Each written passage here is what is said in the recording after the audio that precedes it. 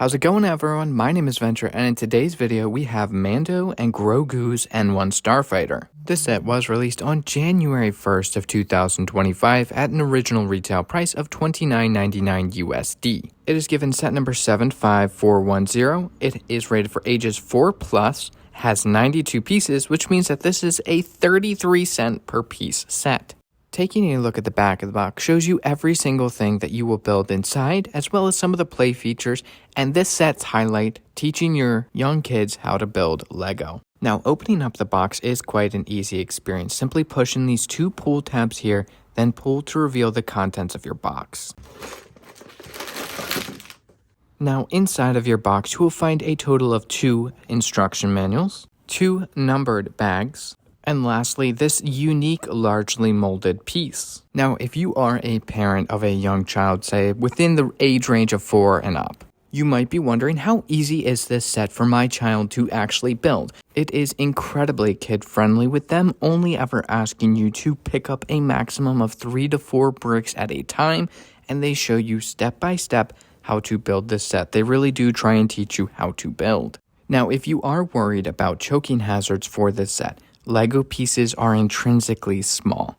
There are a lot of tiny pieces, and you might want to build this with your child, just to keep an eye on them to make sure they don't choke on any of the small pieces. Now, I did mention that there are 2 separate instruction manuals as well as 2 separate bags, so you and your child or 2 of your children can build this set together, and I think that that is a huge added plus for these 4+ sets, as they all do this. So I hope getting to see the instruction manual helped. And here we have the final product, and there's a lot to go over, so before we talk about the main set, let's first talk about all of the minifigures. Here we have our Mandalorian minifigure, Din Djarin. When you get this set, you get the best version of the Mandalorian that there is. This one has that beautiful new helmet printing, that absolutely perfect arm printing for Mando, and I'm so glad that they just decided to actually print the arms and not just leave them blank. Now, of course, with this set, you do get the Darksaber as an accessory, as well as the jetpack.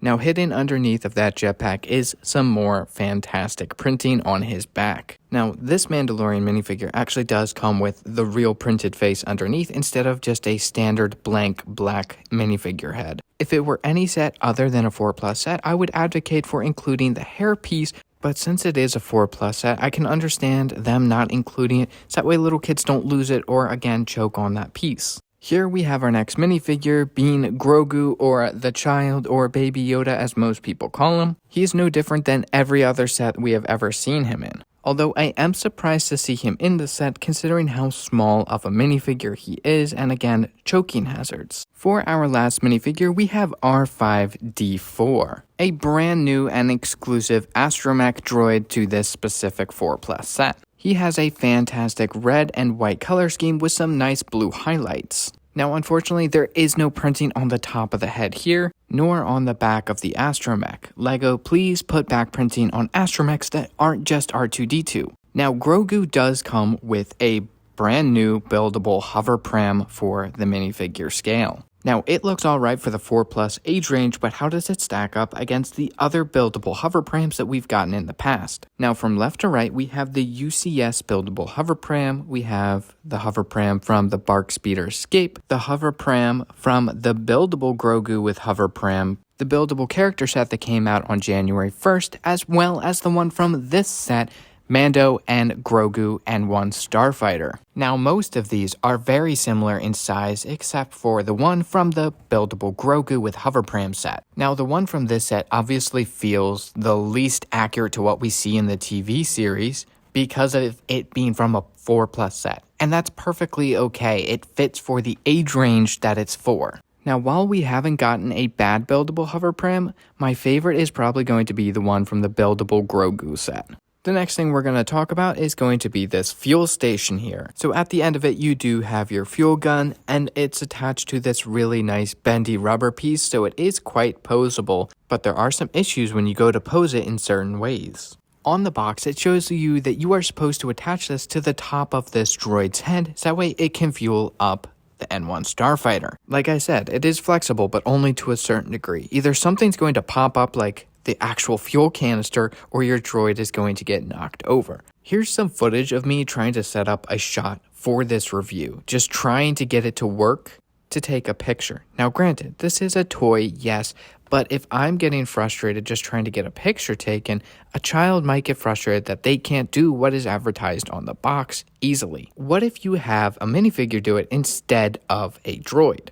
And this honestly works a lot better. Now it is not perfect by any means necessary. The fuel canister will start to flip up, but it works a whole lot better than that droid. Now it is time to talk about Mando's N-1 Starfighter. And yes, to the adult eye, this thing is not the prettiest LEGO Star Wars ship that has ever existed in LEGO form. But at the end of the video, I am going to argue why this set is more important than 18 plus sets. Now this set does feature two different cockpits, the first one being for Mando. And now you can actually make him sit in his cockpit with his jetpack on. That doesn't sound impressive, but it is in comparison to the full-size playset. And there are studs in there to keep him firmly inside the cockpit. And honestly, he actually looks pretty good in that cockpit. Now that helmet is doing a lot of the heavy lifting, but the cockpit is pretty well proportioned to the rest of the vehicle. Now the secondary back cockpit is for Grogu or Baby Yoda. You just pull off the top dome there, place Baby Yoda in, and there he sits. Now there is no stud to actually keep him in place, so he will rattle around in there, but he can't really go very far because of how limited the space in that cockpit is. Now there are two printed parts within this set, first of which being a control panel that we've seen in numerous amounts of set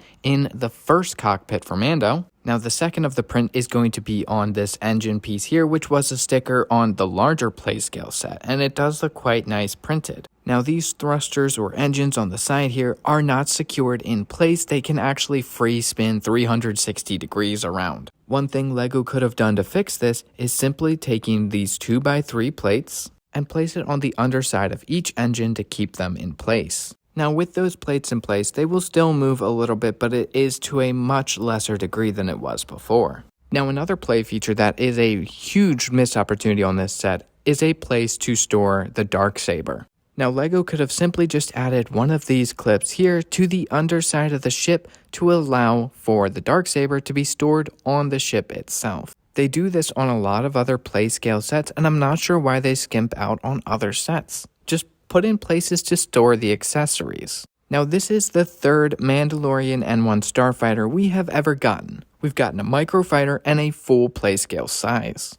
So for this comparison, we're going to go over a couple of facts about each set. We're going to do the playscale, the 4+ set, as well as the microfighter here on the end. First off, we have set number 75363, the Mandalorian N-1 Starfighter Microfighter, which was released for an original retail price of $15.99 USD with 88 pieces and 2 minifigures. Next up, we have set number 75410, Mando and Grogu's N-1 Starfighter. It had an original retail price of $29.99 USD. It has 92 pieces and comes with 3 minifigures. Lastly, we have set number 75325, Mandalorian N-1 Starfighter. This set had an original retail price of $59.99 USD. It has 412 pieces and comes with 4 minifigures. So with the most expensive set, we get the Mandalorian, Pelimoto, Grogu, and BD-72. With the second most expensive, we get R5-D4, the Mandalorian, and Grogu. And lastly, for the least expensive, we get the Mandalorian and Grogu.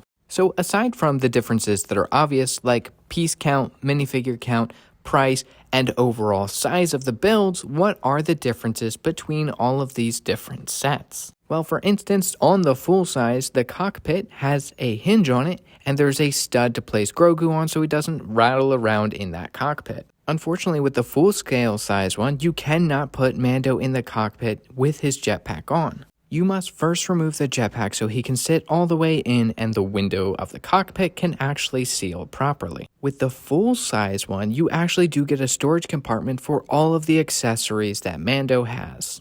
Even with the microfighter variant, he can actually sit in his cockpit with his accessory and his jetpack on. Now this set does include a stud for Grogu to attach onto since there's nothing else to keep him in place. Now there are other differences like spring-loaded shooters or stud launchers or detail differences, but between the details that they share, those were all of the differences. So what are my thoughts on this particular set? Well, first and foremost, the 4 Plus sets are usually drastically overpriced. I'm not a price per piece type of person, but 33 cents just sounds like a ridiculous amount. I think this set could provide a lot of value at a $15 to $20 price tag and not $30. Now, earlier on, I did say that I'm going to argue that these sets are far more important than 18 plus sets, and that is correct. I do think that the 4 plus sets are more important, and here's why. In 2024, there were a total of 32 sets released, 2 of them being gift with purchase, 9 of them being 18 plus. Which means that a third of the LEGO Star Wars sets during a given year are not being designed with children in mind. And yeah, that sounds great for the collectors like myself and probably a lot of you out there watching right now, but having inaccessible sets for children under the age of 18 just kind of pushes the hobby out of their reach. And if the same scenario had happened when a lot of us were younger, we would not be as big of LEGO Star Wars fans as we are now because we wouldn't have access to these sets. So while 4 Plus sets are not exciting to a lot of us older LEGO Star Wars fans, they are important and they do provide a good value to the community. They just need to be a lower price. But I want to know what your thoughts are. Let me know down in the comments section down below. Are playscale sets, specifically 4 Plus sets, important to the longevity of LEGO Star Wars? And let me know why or why not. But that is all I have to say on this video. Thank you so much for watching. I hope you enjoyed, and I hope you found this video helpful for your purchasing decisions. If you did enjoy the video or found it helpful, please let me know by leaving a like and hit that subscribe button. It's a great and free way to help support the channel. But until next time, stay bricked up and enjoy what you love.